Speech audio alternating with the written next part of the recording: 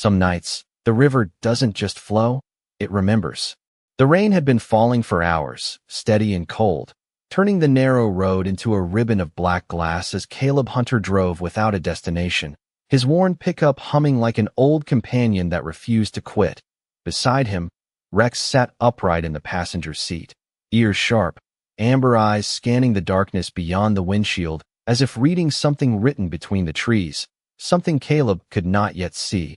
At 40, Caleb carried himself with the quiet endurance of a man who had learned how to survive both noise and silence, his broad shoulders wrapped in a faded flannel jacket, his hands steady on the wheel, though his thoughts drifted like fog over water, pulled back again and again to memories he never invited. The road curved alongside a river swollen from the storm, its surface invisible beneath the night, but its presence unmistakable in the low, restless sound that moved like a distant breath through the valley. Rex shifted suddenly, his body going rigid, a low, uncertain rumble rising from his chest. Not quite a growl, not quite fear, but recognition. Caleb glanced over, his grip tightening slightly. "What is it, boy?" he murmured, though he already knew this wasn't nothing. Rex's ears flicked forward, his gaze locked toward the riverbank as if something there had called his name. Then came the sound, faint but real, a voice carried thin across the rain, barely more than a whisper against the current. Caleb slowed the truck, tires crunching over gravel as he pulled onto the shoulder, the engine idling like a held breath. For a moment, he just listened, the rain tapping softly against the hood, the river answering in low, endless motion. Rex barked once, sharp and urgent, then again, stepping toward the door before Caleb could react. That was enough. Caleb killed the engine and stepped out into the cold, the air biting instantly through his jacket as his boots sank slightly into the wet earth.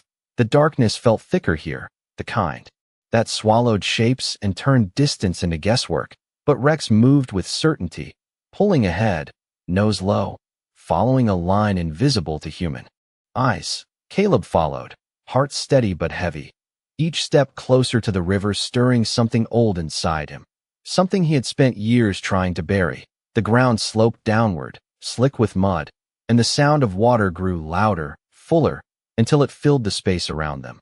Then he saw it, a figure near the edge, barely visible between shifting shadows, struggling against the pull of the current. Time did not slow, it simply narrowed, every thought collapsing into a single choice. Rex barked again, sharper now, planting his paws firmly as if anchoring the moment itself. Caleb didn't hesitate. Not this time. Not again. He moved forward, the cold air cutting deeper with each breath as the river's voice rose to meet him. And somewhere beneath that sound, beneath the rain and the rushing dark, there was something else, something steady, something waiting, as if this moment had been set in motion long before he ever turned onto this road. And as he stepped closer to the water's edge, he felt it. Not fear, not quite, but the quiet certainty that whatever he was about to do would not end when the storm passed. Because some nights, the river doesn't just take, it chooses who it gives back to. The water was colder than Caleb expected, not sharp but heavy, like stepping into something that did not want to let go. And for a split second his body resisted, muscles tightening as memory surged up from places he had spent years trying to forget. But Rex barked again from the bank, a steady, grounding sound that cut through the noise in his head, and Caleb pushed forward, boots slipping on submerged stones as the current pressed hard against his legs. The figure ahead struggled weakly now, one hand barely breaking the surface before disappearing again, and Caleb moved faster, each step deliberate, controlled, the way he had learned long ago when panic could cost more than breath. When he finally reached her, he did not grab wildly. He anchored himself first, planting his feet, then reached out with calm precision, catching her arm just as it drifted past, her skin cold and trembling but still responsive.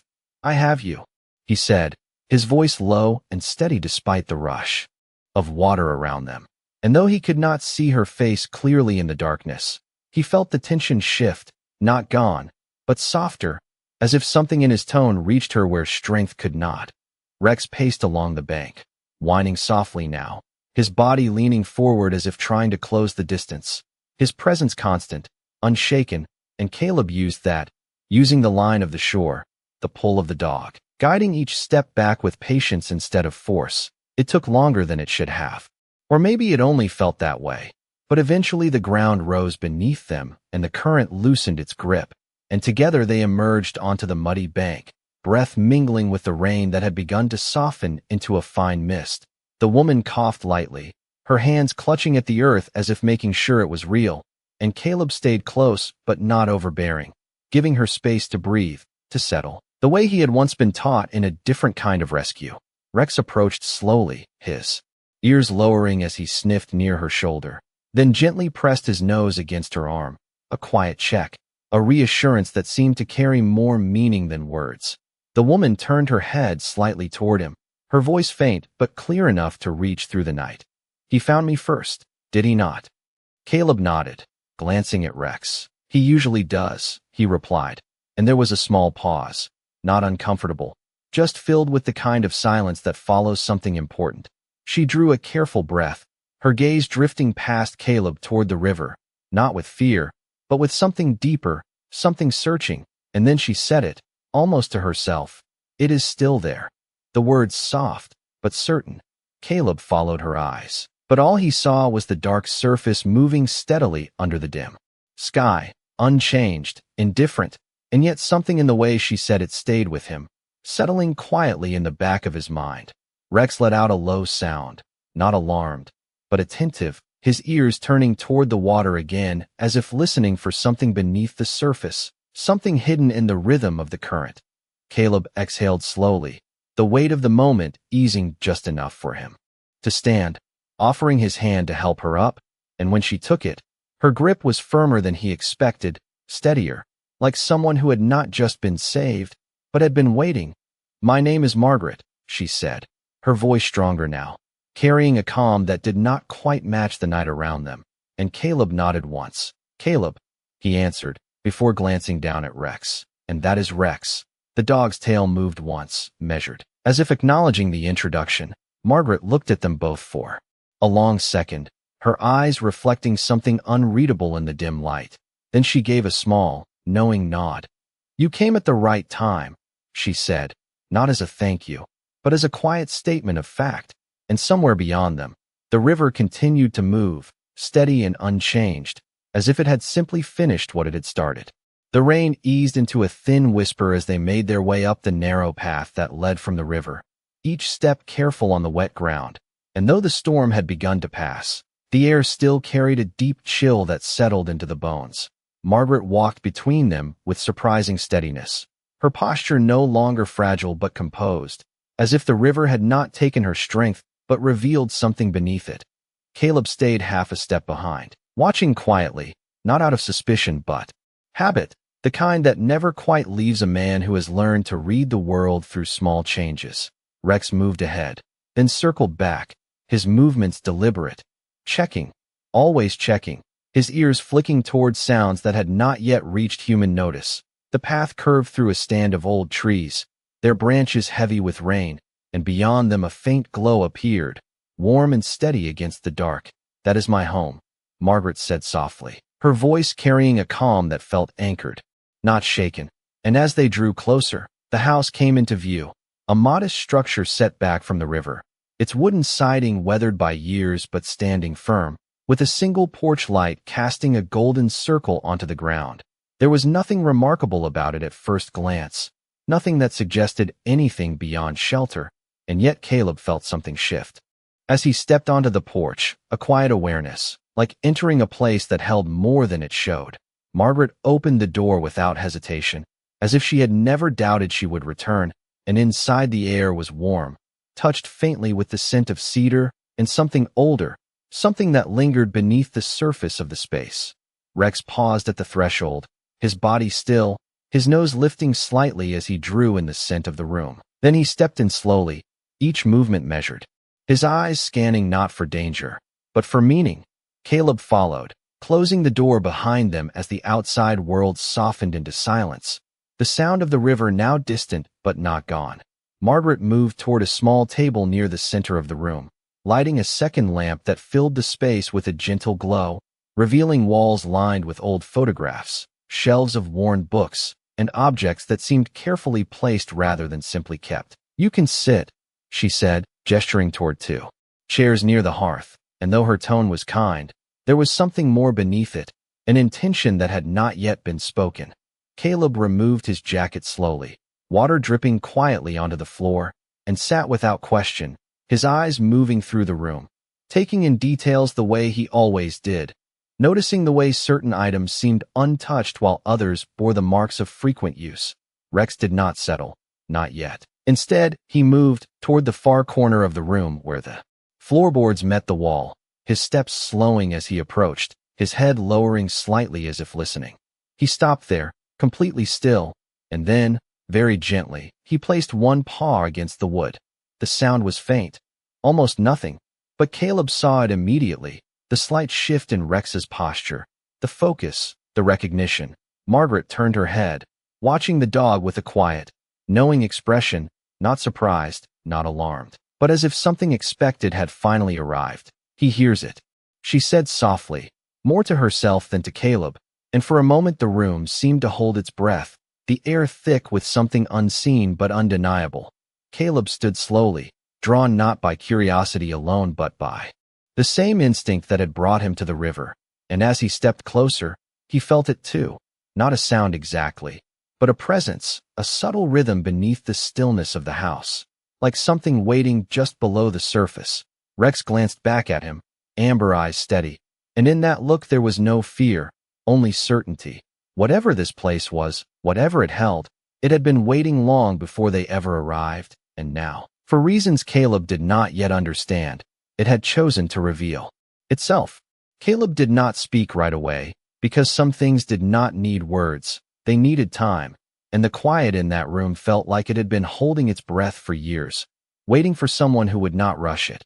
He crouched beside Rex, placing his hand gently against the same section of floor, his palm flat against the wood, and for a moment there was nothing, only the faint warmth of the house and the distant memory of rain tapping against the windows. But then it came, subtle and steady, a low vibration that moved through the boards like a distant echo, not loud enough to hear clearly, but too precise to ignore. It followed a pattern, not random, not shifting, something measured, something repeating, and Caleb felt his chest tighten slightly, not from fear, but from recognition, the kind that comes when the world behaves in a way it is not supposed to, yet still makes sense in a deeper place. Rex let out a soft breath, his ears adjusting as if tuning to the rhythm, and then he stepped back, not retreating, but giving space, as if he had already done his part. Margaret moved closer, her steps slow but certain, and when she reached them, she did not look at Caleb. She looked at the floor, her expression calm, almost relieved. "It has always been there," she said quietly, her voice carrying no surprise, only acceptance. "I heard it the first year I came here, just after the spring thaw, when the river runs strongest." Caleb glanced up at her, his brow tightening slightly. "You knew about this?" he asked, not accusing, just needing to understand. She nodded once, her eyes still fixed on the wood beneath them. "Not what it is, not completely, but I knew it was not something to ignore, and I knew it was not meant for just anyone." She stepped back then, giving him room, and gestured toward a narrow cabinet along the wall, its surface worn smooth with time. "There is a tool inside, something my husband left behind. He said it might be needed one day, though he never told me why." Caleb stood slowly, crossing the room with measured steps, each movement deliberate, and when he opened the cabinet, he found a small iron bar, simple but solid, its surface marked with age but well cared for, as if it had been waiting as long as the house itself. He took it in his hand, feeling the weight, grounding, real, then returned to the spot where Rex had stood. The room seemed quieter now, the air heavier, not oppressive, but expectant, like the pause before something long hidden begins to reveal itself. He knelt again, positioning the edge of the bar along the seam between two boards, testing gently at first, not forcing, just listening through his hands, the way he had learned to do when precision mattered more than strength. The wood shifted slightly, a faint creak breaking the silence, and Rex lifted his head immediately, alert but calm. Margaret did not move, her hands resting loosely at her sides, her gaze steady, as if she had already accepted whatever would come next. Caleb applied a little more pressure, slow and controlled, and the board gave way just enough to lift at one corner, revealing a thin line of darkness beneath. A cool breath of air rose from the opening, carrying with it a scent that did not belong to the house above. Something older, touched faintly with the damp memory of earth and water. Caleb paused, not out of hesitation, but respect, because whatever lay beneath that floor had not been disturbed in a long time, and some things deserved to be uncovered with care. Rex stepped forward again, stopping just beside him, his body steady, his gaze fixed on the opening, not with fear, but with the same quiet certainty he had shown by the river. And in that moment, Caleb understood something he could not yet explain, that this was not just a hidden space beneath an old house. It was a continuation of something that had started long before tonight, something that had reached out through water, through time, and somehow had led them here. Caleb eased the loosened board upward with slow, careful pressure until it lifted enough to reveal a narrow opening beneath, just wide enough for a hand to pass through, and the air that rose from below carried a cool, steady breath that felt different from the rest of the house, older somehow, as if it had not been disturbed by time in the same way. He set the iron bar aside and used both hands to lift the board fully, placing it gently on the floor beside him, revealing a rectangular cavity, framed by thick wooden beams, their edges worn but solid, and below that, darkness, not empty, but deep, layered, like a place that held more than shadow. Rex leaned forward, his nose hovering just above the opening, drawing in the scent with slow, deliberate breaths, his body still, his tail low but not tense. And then he looked at Caleb, not questioning, not warning, but confirming. Margaret stepped closer, her gaze fixed on the opening with a quiet intensity, her hands clasped loosely in front of her, as if holding on to something unseen. "He found it once," she said softly, her voice barely above a whisper. "My husband, years ago, but he never went down. He said it was not time yet, that some doors do not open until the right footsteps arrive." Caleb listened without interrupting, his eyes still on the space below, and though the words might have sounded strange in another place, in that moment they felt grounded, like a piece of something larger finally falling into place. He reached toward the nearby wall and took the small lantern Margaret had lit earlier, adjusting the wick until the flame grew steadier, then held it over the opening, letting the light spill downward. The beam revealed the top of a narrow wooden ladder fixed into the side of the cavity, its rungs worn smooth, leading into a lower space that extended beyond what the light could fully reach. The walls below were lined with stone, not rough and broken, but carefully set, as if built with intention, rather than necessity. The faint vibration he had felt before seemed stronger here, more present, not louder, but closer, like a quiet pulse beneath the structure of the house. Rex shifted his weight, placing one paw on the edge of the opening, then another, testing, and Caleb placed a steady hand on his back, not holding him back, just sharing the moment. "Easy," he murmured, though his voice carried calm rather than caution. Margaret moved to a small shelf and retrieved a second lantern, lighting it with practiced ease before handing it to Caleb, her eyes meeting his for the first time since they had uncovered the space. "If you go down," she said, her tone gentle but certain, "you will not be alone, not in the way you think." Caleb held her gaze for a moment, reading something there that was not fear, not even concern, but trust, the kind that is given when someone has already accepted what must be faced. He nodded once, then turned back to the opening, lowering himself carefully until his boots found the first rung of the ladder, the wood firm beneath his weight. Rex followed without hesitation, his movements controlled, each step placed with quiet confidence as he descended beside him. The light from above faded gradually as they moved downward, replaced by the softer glow of the lantern in Caleb's hand, casting long shadows along the stone walls. The air grew cooler, steadier, carrying a faint scent of water that felt familiar now, connected somehow to the river outside, as if this place and that current were part of the same hidden path. When Caleb reached the bottom, his boots touched solid ground, and he paused, lifting the lantern slightly to take in the space around him. It was not large, perhaps 12 feet across, with a low ceiling supported by wooden beams, but it was not empty. Against one wall stood a small wooden table, its surface covered with neatly arranged items, tools, papers, and something else. Something that caught the light in a way that did not belong to ordinary objects. Rex stepped forward, his head lowering as he approached the table, his ears tilting forward, and then he stopped, completely still. Caleb followed his gaze, and as the light settled over the surface, he saw it clearly, a metal box, worn but intact, its edges smooth from age, its presence quiet but undeniable. The vibration he had felt above seemed to gather here, not stronger, but centered, as if this was where it began. He took a slow breath, the weight of the moment settling into something steady, something real, and for the first time since stepping into the river, he understood that the rescue had not ended at the shore. It had only led him deeper into something that had been waiting far longer than he had known. Caleb did not reach for the metal box immediately, because something about it suggested patience rather than urgency, as if whatever it held had already waited long enough and would not disappear if given a moment more.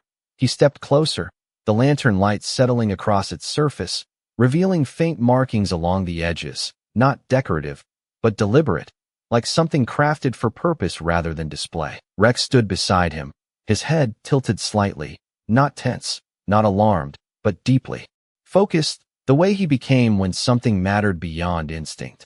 The vibration Caleb had felt before seemed to gather beneath his feet, subtle but steady, like a quiet pulse that moved through the stone and into the air, and for a moment, he simply stood there, listening with more than his ears. He placed his hand lightly on the box, not opening it yet, just feeling it, and the metal was cool but not cold, as if it carried its own temperature, separate from the room around it. There was a latch at the front, simple, unlocked, untouched by rust or decay, and that detail alone told him this had not been forgotten, not truly, only left in waiting. Above them, faint through the floor, came the soft creak of movement, Margaret shifting in the room above, not pacing, not restless, just present, as if she knew exactly where they were and what they had found. Caleb exhaled slowly, then lifted the latch with careful fingers, the sound quiet but clear in the stillness, and when the lid opened, it did not resist. It moved smoothly, as if it had been opened before, though not recently. Inside, there was no gold, no obvious treasure, only a collection of items placed with intention, a folded piece of cloth, a small leather journal, and beneath them, something wrapped in oilskin that caught the light differently, reflecting it in a way that suggested both age and preservation. Rex leaned in slightly, his nose hovering just above the edge, but he did not touch anything, his restraint as deliberate as Caleb's own. Caleb reached first for the journal, lifting it carefully, the leather worn but intact, its edges softened by time and handling. When he opened it, the pages inside were filled with neat, steady handwriting, not rushed, not scattered, but thoughtful, each line carrying weight. He read only a few lines at first, his eyes moving slowly, taking in words that spoke not of ownership, but of stewardship, not of discovery, but of responsibility. It was not a record of what had been found, but of what had been understood. The writing spoke of the river, of cycles, of something beneath the land that did not belong to any one person, but passed quietly from one to another, always to those who arrived not by chance, but by choice. Caleb paused, the meaning settling deeper than the words themselves, and he glanced at Rex, who met his gaze with the same calm certainty he had shown from the beginning. There was no confusion there, no hesitation, only presence. Caleb then unfolded the cloth, revealing a simple object, a small metal key attached to a thin chain, its surface smooth from years of being held, not displayed. It was not ornate, not valuable in any obvious way, but it carried the same quiet significance as everything else in that room. Beneath it, wrapped in the oilskin, he found a document, carefully preserved, its edges protected from time, and though he had not yet read it, he understood what it represented, not ownership in the way the world usually defined it, but something closer to guardianship. The vibration beneath them seemed to soften, not disappearing, but settling, as if acknowledging that something had shifted, something had been recognized. Caleb closed the journal gently, placing it back in the box with the same care it had been given, and for a moment, he simply stood there, the lantern light steady in his hand, the quiet of the space surrounding him. He had come here by following a sound in the dark, by trusting a dog who heard what he could not, and by choosing to act when it would have been easier to walk away. Now, standing in that hidden room beneath an ordinary house, he understood that the night had not brought him here by accident, and that whatever this place held, it was not meant to be taken, but to be carried forward, one quiet decision at a time. Caleb remained still for a long moment after closing the box, not out of uncertainty, but because something inside him needed time to settle into what he had just understood, the kind of understanding that does not arrive all at once but unfolds quietly, like light moving across a room at dawn. Rex shifted beside him, stepping back slightly from the table, his role in the discovery complete for now. His attention no longer fixed on the objects, but on Caleb himself, watching, as if waiting for the next choice. The air in the chamber felt different now, not lighter, not heavier, but resolved, as though something that had been suspended had finally found its place. Caleb reached for the small metal key again, lifting it carefully, letting the chain hang loosely between his fingers, and as he did, the faint vibration beneath the stone floor changed, not stopping, but softening into a rhythm that felt less like a signal and more like a presence, steady and calm. He turned the key slowly in his hand, studying its worn edges, and then he noticed something he had not seen before, a faint engraving along the side, barely visible unless the light caught it just right. A simple marking, not a name, not a number, but a symbol, something resembling a flowing line intersected by a single point, like water meeting stillness. Rex stepped closer again, his nose brushing lightly against Caleb's wrist, then lowering toward the floor, his ears tilting as if listening not for sound, but for slight difference in texture, a seam that did not quite match the rest. And without needing to think it through, he moved toward it, the lantern casting a steady glow across the surface. The vibration seemed to guide him, not pulling, but suggesting, and when he reached the wall, he placed his hand against it, feeling for the same quiet rhythm he had felt above. It was there, faint but present, and when he held the key closer, something shifted, not visibly, but in the way the space responded. Like a lock recognizing its counterpart, he found a small opening, nearly invisible, carved into the stone at waist height, and when he brought the key near it, the fit was immediate, precise, as if it had never belonged anywhere else. He hesitated for only a second, not from doubt, but from respect, and then he turned it. The sound was soft, almost gentle, a muted click that echoed more in feeling than in sound, and a narrow section of the wall released, not swinging open, but sliding slightly, to reveal a shallow compartment within. Rex stepped forward, his posture calm but alert, his presence steady beside Caleb. Inside the compartment, there was no clutter, no excess, only a single object resting on a small wooden shelf, a folded document sealed in wax, its surface untouched by time, as if protected by more than just the stone around it. Caleb reached for it slowly, the lantern light reflecting off the seal, and as his fingers closed around the paper, the vibration beneath the floor stilled completely, not fading, but settling into silence. He did not open it immediately, instead holding it in both hands, feeling the weight of it, not in ounces, but in meaning, in what it represented. Above them, a faint shift of movement came again, Margaret's presence still steady, still patient, as if she had been waiting not for the discovery itself, but for this exact moment. Caleb turned back toward the ladder, the document secure in his grasp, and Rex moved ahead of him this time, placing his paws on the first rung, looking back once with a quiet certainty that needed no words. And as Caleb began to climb, leaving the hidden chamber behind, he understood that whatever lay within, that sealed paper would not simply explain the past, it would ask something of him, something that could not be ignored once known, because some doors, once opened, do not lead back to where you started, they lead forward into the life you were meant to step into all along. Caleb stepped back into the main room slowly, the lantern light from below fading as Rex climbed ahead of him and placed his paws onto the wooden floor, the house welcoming them again with a quiet stillness that felt different now, not just warm, but aware. Margaret stood near the table where he had left her, her posture unchanged, her hands gently folded as if time had not passed at all, and when her eyes met his, there was no question in them, only recognition. Caleb moved toward her, the sealed document still in his hands, its presence steady, almost grounding, and for a moment neither of them spoke, because some truths arrive without needing to be announced. Rex circled once and settled near the hearth, though his ears remained alert, his gaze shifting between Caleb and Margaret, as if understanding that whatever came next mattered in a way beyond instinct. Caleb finally looked down at the document, his thumb brushing lightly against the wax seal, feeling the slight imprint. Beneath it, a mark that matched the symbol on the key, the same flowing line intersected by stillness. He broke the seal carefully, not out of hesitation, but out of respect, and unfolded the paper slowly, the sound of it soft in the quiet room.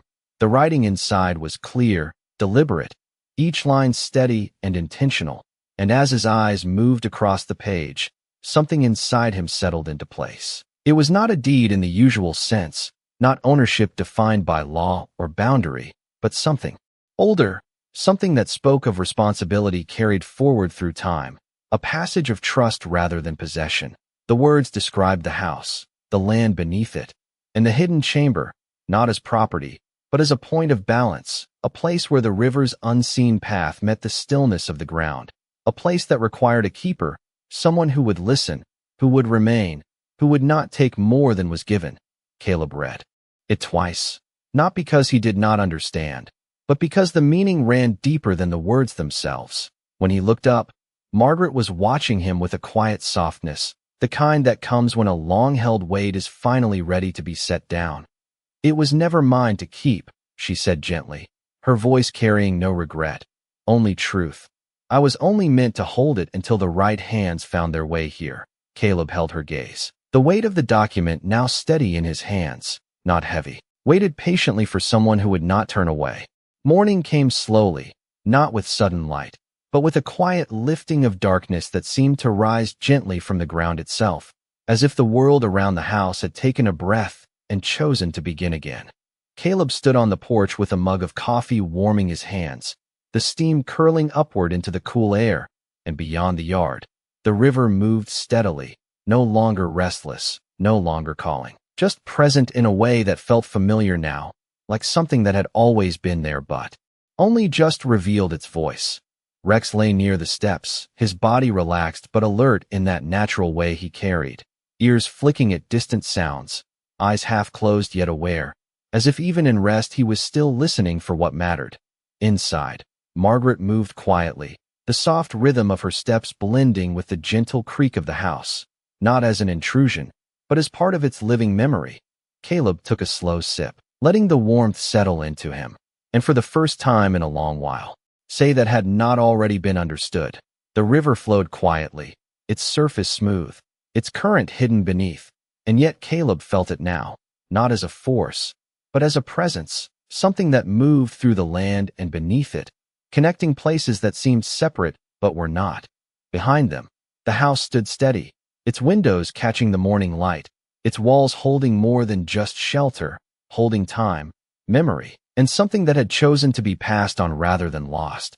Margaret stepped out onto the porch, wrapping a light shawl around her shoulders, her eyes resting on the two figures by the river with a softness that carried both farewell and peace. Caleb turned slightly, meeting her gaze, and though no words were exchanged, something settled between them, a quiet understanding that her part in this story had reached its end, and his had just begun.